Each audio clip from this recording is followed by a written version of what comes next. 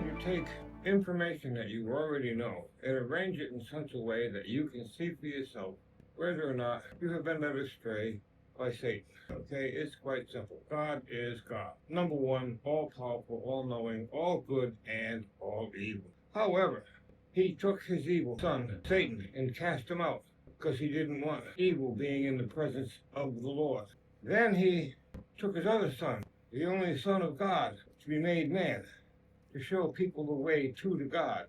He is the way. He is the light. Satan, he's the other way. Now, Satan has to get you to believe in Jesus because that's the only way you get everlasting life. Believe in Jesus, you get everlasting life. Forgiveness of sins, well, that's an option, but that requires judgment.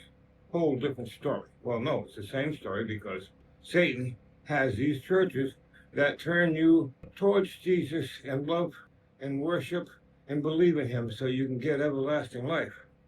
But he gets you twisted by preaching Old Covenant. Yeah, I was raised Catholic. The Catholic Church was started by Peter. Peter was one of the people in the room when Jesus became Lord and said, the Old Covenant has ended. In Sunday school, very beginning, we're learning Genesis. Why do we have to learn about the Old Covenant? It only predicts the coming of Jesus. And we know Jesus is the Lord of God, so we don't need to be studying the Old Covenant to prove that.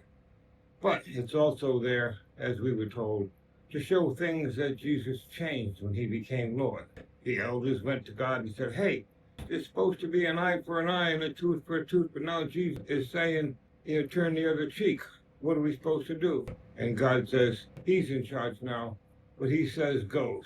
Talking to him, you're talking to me. The Satan, he gets in your head. And yes, if you pray and concentrate, you can hear the voice of Jesus, but the same thing that lets you hear the voice of Jesus also lets you hear the voice of Satan, which is why you're told to ignore the voices in your head. It is exactly the way it is, and they're both trying to convince you to go their way. I was once at a church. I asked for information that I need to get full-time camping and situated very well. But that's also the information that you need for stealing identity. Now, as a follower of Jesus, I can't even think about stealing one's identity because I have Jesus going, so, that's how you think I love you?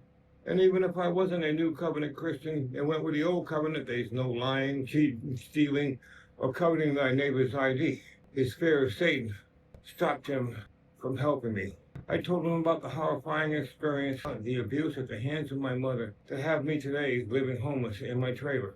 Where is Jesus in his heart if he laughs at somebody else's tragedy?